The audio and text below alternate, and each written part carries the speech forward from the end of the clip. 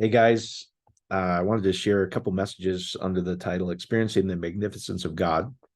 And I really want people to experience God versus study a book or go to a service or things like that. And it's really uncovering, as we've been sharing, the magnificence, the unconditional love of God, which is your true nature. It's the presence of God within you, which makes you unlimited. If it truly is the presence of God, and every concept you have about God, that truly does make you unlimited, all powerful, limited only by your own beliefs. And so once you let go of all those limiting beliefs, which it's easy to identify, even if you don't even know what the beliefs are, it's by how you feel, your emotions. So if there's any emotion in you that doesn't feel good, it's our design going, hey, we've picked up a limiting belief that you're fearful or worried about something not turning out right. Whether it's I don't have enough love, I don't have enough money, I don't have enough health. All those are not true. They're all available, which is the presence of God in infinite supplies right now. And when you let go of all the things that are limiting God, when all that's left is God and your true nature within, there's nothing holding back God. It's really a very, very simple concept. And it doesn't take years to master or study. Like I said, it's available right now. And the great part is, over the next couple of weeks, I'm going to be going through 2 books, which I'll share with you in a minute, that how easy it is. And you get results immediately. That's why it's so encouraging, I think, for people. And it's so much better to experience God, like I said, versus debate scripture. So anyway, don't we want everything in our life to work with ease, with effortlessness, where every desire simply just happens in our life, and every perceived challenge kind of just takes care of itself all by itself? Well, why wouldn't it, if that's God? Like I said, is if there's nothing holding back God, everything just seems to work easy and effortlessly. And so anyway, you guys continue to amaze me, all the people online. And so I was introduced to 2 books that I think are very timely. And really they come from opposite spectrums. And the first book was from my friend Marcus, and it's Dying to Be Me by Anita Morjani. And so her story is pretty amazing. And then the second book, which we'll cover over the next couple of weeks, is Love Yourself by Larry Crane or Lawrence Crane, that Sherry and Donnie, my friends, recommended to me because we were talking about the scriptures talk about the magnificence of who you are. And the original pictographs in Greek and Hebrew don't talk about anything about what's wrong with you. None, zero. All of those are mistranslations primarily of Aleph, which they translated as no or not, where we get all these concepts of unrighteous, unholy, sin. And it really is the exact opposite, 180 degrees. It's all talking about the strength of God. The strength of the leader is your inheritance. The strength of God is your righteousness. They're all divine promises. I guarantee you that's what they're talking about in the Greek and Hebrew. So anyway, both of these, though, talk about the magnificence of who you are. And when you let go of the limiting beliefs, everything starts to work in your life immediately. We start to get immediate results. And more importantly, you feel the unconditional love all the time, and you're free from fear and worry, which is, boy, what a beautiful thing. So anyway, this Dying to Be Me. So her story, I'll kind of summarize it.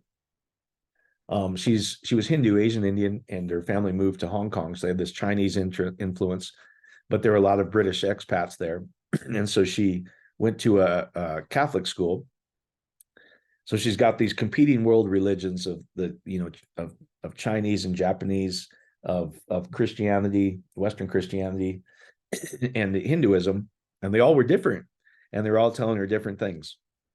And the thing that really caused her, what she says is one of the primary causes ultimately of her experiencing lymphoma and going into this coma for 30 hours, was the concept of hell. She goes, as a little kid, that when I was introduced that in grade school, said, what my teacher said, if I don't study the Bible and go to church, I could go to hell. Why would my teacher lie to me?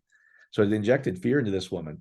But the truth was, once she let go of all of that, because she was at this transition period full of the end stages of lymphoma, her body literally just shut down, but she was still aware. She hadn't transitioned completely into eternal rest. She goes, I became aware of everything who I am, and who she really was is what the message of this book is. The magnificence and unconditional love of who we really are is at our core. And so once she experienced that, she actually She actually didn't die. And if you read the book, she goes, I realized that I had a choice. And this is where it's so cool to me about the presence of God and the quantumness of who we really are. She said the doctors took all of their tests on her organs, whether she was going to stay or go. And she goes, I realized my choice actually determined the outcome. It's kind of like this, the split slot experiment, which I've shown you before, which when you shine light through these two holes, it just is a wave, because it's just as equal opportunity to go through one slit as it is the other slit. But once you pay attention to it and put a monitoring device on it and measure it, it only goes through one, because you made a choice. She said, I was completely aware that if I chose to stay, the results that the doctors described would come back as my organs started working again. And if I chose to leave, the results would come back as my organs shut down and I died of end-stage lymphoma. She goes, I realized I had the magnificence of God in me to choose. And and she goes, once you understand that, you fear nothing, because there's not hell or anything on the other side to fear. She goes, you'll experience unlimited love, unlimited life, more free than you've ever been. And it was this divine promise that we all to get to experience of the eternal life of God. That's actually what the scriptures are talking about, the guarantee of this physical life and the guarantee of spiritual life. We're nothing to fear, no matter what. Where even our mistakes prosper, guys. It's so rich. So anyway, so starting in page 62, she says, she's in this transition period. She goes, I literally just let go. And that's when I went to this comatose state where she describes, wow, this is incredible. I feel so free and light. I've never felt this good in my life. She looked at her lifeless body and says, that looks far too small and insignificant to have housed what I was experiencing. I felt free, liberated, magnificent. Every pain, ache, sadness, sorrow was gone. I felt completely unencumbered. And she goes, I knew that everything was perfect and going on according to plan. It's really interesting. She goes, I encompassed, no, I became everything and everyone. I was surrounded by the reassuring feeling of a greater tapestry unfolding where everything was exactly how it should be in the grand scheme of things.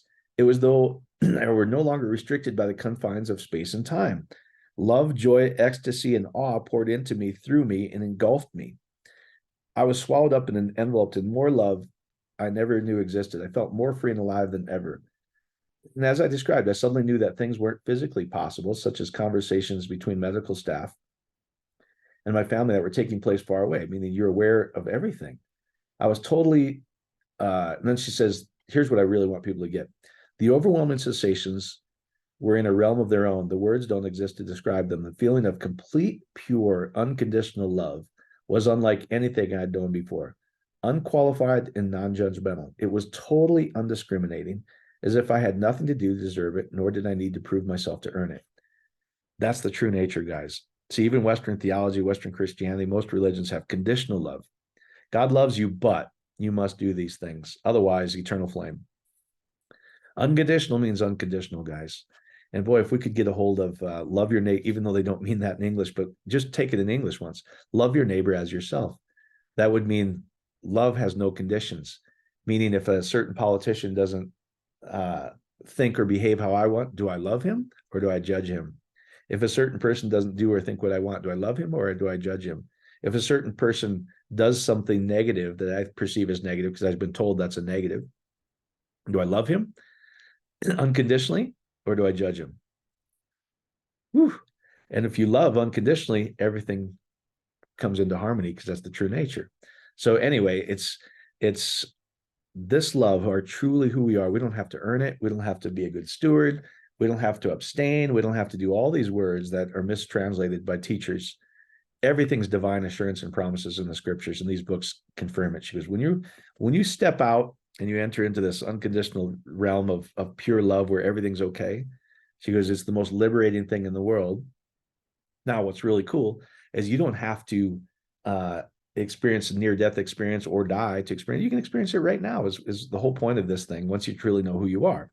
And so what's cool is her body completely shut down.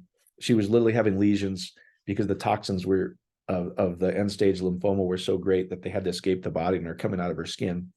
Her lymph nodes were the size of lemons. And she goes, I knew if I chose to come back, because I knew my true nature now, which is unconditional love, and there's no limits. The only thing limiting me was fear, as she talks about. Once I got rid of that, like I knew I could live life with joy and fearlessness. I could live life with letting go of everything and enjoying life in the now.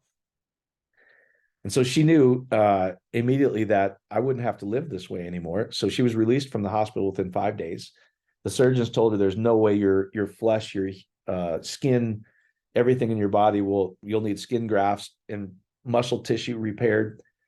When it's unconditional love, guys, everything, even her muscle tissue, her skin, everything came back into perfection in a very short period of time. And so I'll just share what her oncologist said. This is page 101, and then I want to share kind of the end and how easy this is to experience for all of us right now. So the oncologist, the cancer doctor, obviously. So it says, this is page 101. Her recovery was certainly remarkable. Based on my own experience and opinions of several colleagues, I'm unable to attribute her dramatic recovery to her chemotherapy. Based on what we have learned about cancer cell behaviors, I speculate that something, non-physical information maybe, question mark, either switched off the mutated genes from expressing or signaled them to a programmed cell death, meaning something switched and it was immediate. The cancerous cells stopped producing cancerous cells and started producing good cells. Now I've shared with you over and over and over that they can hold human DNA that's causing malfunction cells, and just by experiencing love and expanding that love out of themselves, it actually heals and rewrites the DNA, and it upregulates the genes to start producing healthy cells. That's all it is, guys. It's so cool. Anyway, and then at the end of this, Dr. Coates says, what flicked the switch to turn the body around from dying to healing?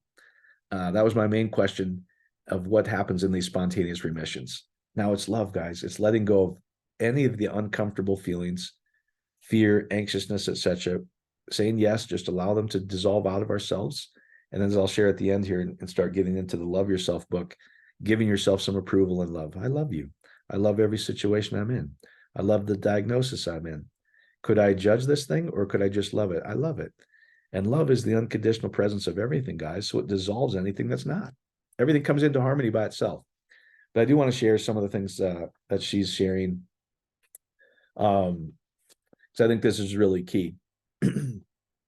She talks about how her view of life changed when she saw who she truly was. And so anyway, she said, nothing could threaten my security anymore, because the words she heard when she was in this comatose state, go back and live your life fearlessly, kept reverberating in my head. I knew that everything was going to be fine. Out of the many messages I brought back from my near-death experience, we're all one. We're all love at our core, and we are magnificent. This was the strongest one and kept reverberating in me.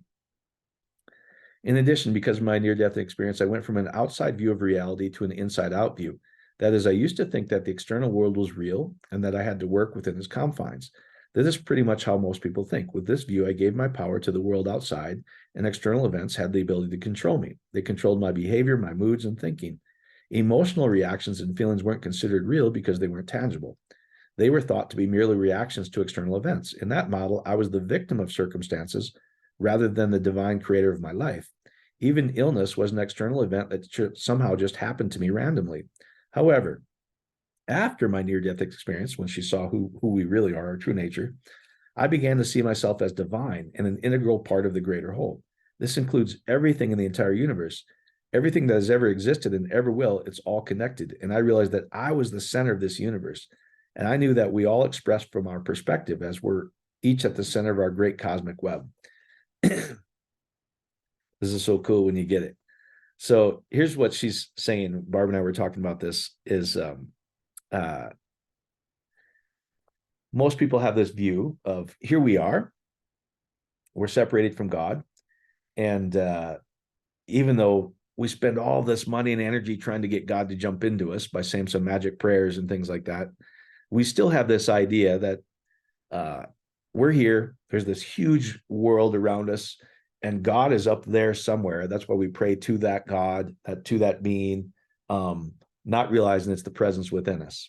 That's one worldview. She goes, that's what actually caused her illnesses and all unhappiness in life. They're insignificant and small. She goes, I realized I was magnificent and not small. I was the center of this whole thing. So the first worldview is things are happening to me. The second worldview is here you are. It's the presence of God, and everything emanates out of you. So that when you just simply let go of any negative feeling, fear, etc., and I'll walk you through a simple prayer, kind of getting into love yourself here in a minute. Every atom in the universe changes at your request. Basically, when you change what's going on in here, let go of all the negative energy, fear, anxiety, etc. I don't know. I don't have the answer. As I've been sharing, even I need to study my Bible more. That is a lack feeling, guys. Your spirit doesn't need to study one more verse. It's whole and knows everything. When you let go of, could I just let go of, I don't need to study my Bible again because my spirit knows everything. You'll come in the divine peace. You'll feel so refreshed and whole, and everything in your life will start working without you knowing that verse. That's why I've entitled this Experiencing the Magnificence of God, which is so much better than studying a book or debating theology. So anyway, those are the two worldviews. When you simply let go of the negative, there's nothing holding back the power of God. And if there's nothing holding back the power of God, everything becomes easy. It has to. And every perceived limitation, every perceived negative, whether it's lack of money, lack of joy, lack of love, lack of health, immediately fixes herself because it's the harmony of God. There's nothing holding back the power of God. Previously, when I felt lost, one of the first things I did was search outside for answers. I looked to books, teachers, gurus, but I only ended up feeling even more adrift because I was giving my own power away again and again. See, the answer is the unconditional love and the knowingness of everything within, guys. That's your true nature. That's how God designed you. You were born in perfection. You were born magnificent. You were born with unconditional love and access to unconditional love all times, and it never runs out. I found that having an inside out view means being able to fully trust the inner, which is heart in scripture. It's lev in Hebrew. It is though what I felt has an impact on my entire universe. And it does, guys. Everything is connected. So when you realize the presence of God is here, and when you change what you pay attention to, the whole world begins to reflect exactly what you just changed in here. And it rearranges all by itself.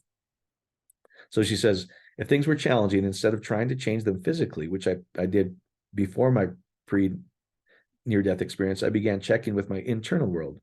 If I'm stressed, anxious, unhappy, or something similar, I go inward and tend to that first until I feel calm and collected. And notice that when I do so, my external world changes and the obstacles just fall away without me actually doing anything. Ooh, there's more and more if you want to go get it, but that's what I wanted to I wanted to talk about. And she says, because of my experience, I absolutely do strongly believe that we all have the capacity to heal ourselves. And I would put in there in every situation that's uncomfortable, as well as facilitate the healing of others. When we get in touch with that infinite place within us where we are whole, then illness can't remain in the body. It's because we're all connected. There's no reason why one person's state of wellness can't touch others, elevating them and triggering their recovery. And when we heal others, I would say when we love every situation versus judge it, we also heal ourselves on the planet. There's literally no separation except in our own minds. Woo-wee. All right, we'll finish with this. So if there's any, just see if there's any uncomfortable feeling about any area of your life. That's your divine design, guys. It's not something to judge yourself over. It's not something to feel bad over. It's that uncomfortable feeling is there to let you know that, hey, you've held on to a wrong belief about who you are and who God is, and it's ready to go. And if you just say yes to it, which is kind of getting into the love yourself, just say yes to it. Most of us are going, oh, no, I don't want to feel that. Let's go, yes. I acknowledge that feeling of anxiousness. I acknowledge that fear. I acknowledge that fear of my diagnosis. I acknowledge that fear of lack of money. I acknowledge that fear of lack of love where I don't feel worthy, where I feel like it's unfair. I just say yes to that feeling and just allow it to come up.